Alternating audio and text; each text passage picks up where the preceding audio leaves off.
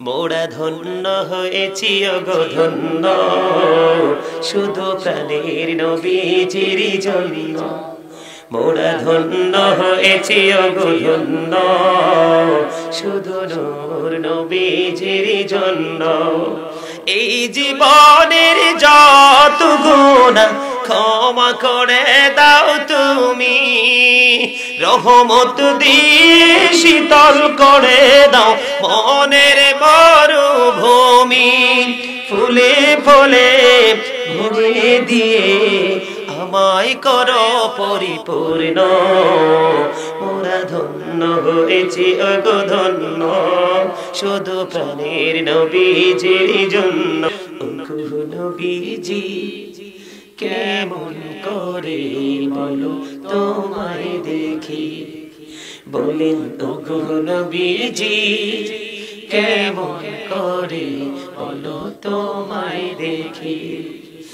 আছো তুমি ওই মদিনায়, সঙ্গে নিয়ে দুই প্রেমিক সাথী, কেমন করে বলো তোমায় দেখি, বলেন ওগো নবীজি কেমন করে বলো তোমায় দেখি, বলেন ওগো নবীজি।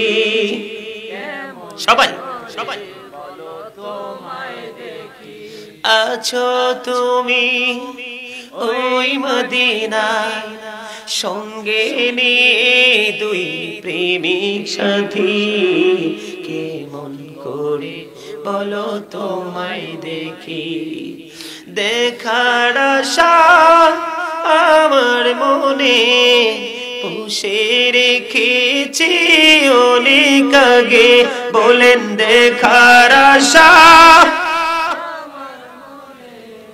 পুষে রেখেছি অনেক আগে।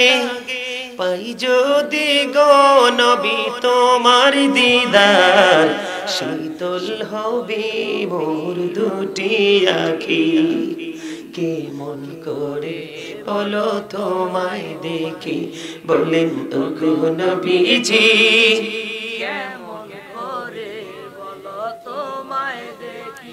স্বপ্ন যুগে দিও দেখা এই অধমের মনের আশা, বলেন স্বপ্ন যুগে এই অধমের মনের আশা। তুমি ছাড়া যে শূন্য জীবন, তাই তো তোমায় ভালোবাসি, কেমন করে বলো তোমায় দেখি, বলেন ওগো নবীজি কেমন করে বলো তোমায় দেখি। মক্কার কাফের বেঈমানেরা দেখে নবী চিনল না তারা, বলেন মক্কার কাফের দেখে নবী চিনল না তারা। উম্মত হয়েও দেখি না তোমার, তাই তো সদাই ভাবি আমি, কেমন করে বলো তোমায় দেখি, বলেন ওগো নবীজি। এক মহিলা হাদিয়া দিছে 40,000 টাকা। সুবহানাল্লাহ। হাহা, অন্তর মরুভূমি হলে ভালো লাগবে না, আর অন্তর যদি ভালো হয়, ঠিক কিনা বলেন? আমরা কি ধন্য না? আমরা নবীর উম্মত হতে পেরেছি, আমরা বড়ই ধন্য, ঠিক কিনা বলেন? আরেকটু পরে গাইব। সম্মানিত উপস্থিতি, সর্বশেষ কথা হলো, অনেক লম্বা সময় আলোচনা হয়েছে, অনেক লম্বা, তাই না? 10টায় আসতে এসেছে, 12টা 10 বাজে। সর্বশেষ সর্বোপরি একটা কথা বলবো, আমাদের সর্বশেষ কিন্তু একটা জিনিস, হ্যাঁ শেষ করে দিব দাদা, এখনই শেষ করে দিব।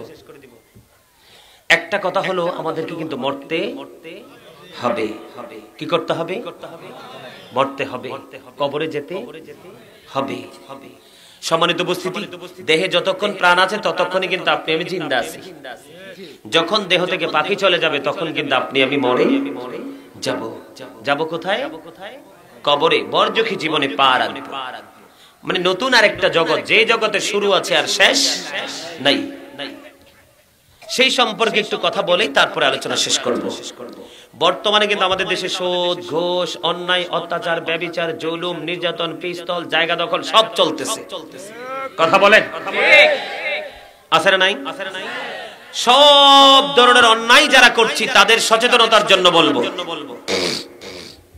আল্লাহ কোরআনে বলেছেন ইন্না বাতশা রাব্বিকা লাশাদীদ, the sieging of Allah is difficult, আল্লাহর পাকড়াও বড় কঠোর, আল্লাহর ধরা খুব শক্ত। মন দিয়ে শুনে, ওয়াজ কিন্তু শেষ, খুব কঠিন ভাবে ধরবে। দুই নাম্বার হলো ধরার পরে কি করবে? ইন্নাল্লাহা সারিউল হিসাব, Allah is going to take account, আল্লাহ হিসাব গ্রহণে অত্যন্ত তৎপর। তার মানে হিসাব এবার শক্তভাবে নেওয়া শুরু। এখানে মাঝখানে একটা হাদিস শরীফ ঢোকাতে হয়, এই স্টপ ইওর মাউথ। ভাই কথা বলো না, শেষ ওয়াজ। রাসূল বলেছেন আল কবরু রাউজাতুম মিন রিয়াদিল জান্নাতি আও হুফরাতুম মিন হুফারিন নার, কবরটা জান্নাতের একটা টুকরা হবে, জাহান্নামের একটা গর্ত হবে। বিচারে যদি হিসাবের জন্য যদি আল্লাহ ডাক দেয়, তখন যদি যথাযথভাবে হিসাব দিতে না পারেন, আমরা দিতে না পারি, তাইলে কিন্তু উপায় নাই। ঠিক কিনা বলেন? সুম্মা লাতুসআলুন্না ইয়াউমাইযিন আনিন নাঈম, ঠিক কিনা বলেন? নিয়ামত সম্পর্কে অবশ্যই জিজ্ঞাসিত হতে হবে। আপনার জীবনের সময়গুলো কোন কাজে ব্যয় করেছেন, জবাব দিতে হবে। ধর্ম অনুযায়ী কতটুকু শিক্ষা অর্জন করেছেন, জবাব দিতে হবে। সে অনুযায়ী কতটুকু আমল করেছেন, জবাব দিতে হবে। উপার্জনটা কেমন করে করেছেন, হালাল পথে না হারাম পথে, এবং ব্যয়টা কোন পথে করেছেন, হারাম পথে না হালাল পথে, জবাব দিতে হবে। যৌবনকাল কেমন করে কাটাইছেন, জবাব। এই মিয়া, আল্লাহর হাবিব বলেছেন যেই ব্যক্তি দুই সোয়ালের মধ্যখানে এবং দুই রানের মধ্যখানে দায়িত্ব নিয়ে নিবে, আমি নবী তার জান্নাতের দায়িত্ব নিয়ে নিলাম। তার মানে দুই মুখ, দুই ঠোঁটের মধ্যখানে মানে জবান, এটা দিয়ে সব নষ্টামি সম্ভব। আর দুই রানের মধ্যখানে নারী পুরুষের লজ্জাস্থান, এটা দিয়ে আপনার জিনার কাজ করা সম্ভব। ঠিক কিনা বলেন? এই জন্য নবী বলেছেন এই দুই জায়গার দায়িত্ব যে নিবে, আমি নবী তার জান্নাতের দায়িত্ব নিয়ে নিব। এখন আমাদের ম্যাক্সিমাম লোকের এই জায়গাটা ভালো না। কথা বলেন? শুধু ঈমান মজবুত হলে চলবে না, আমলও করতে। the virtuous are happy, ধার্মিক হয়ে সুখী।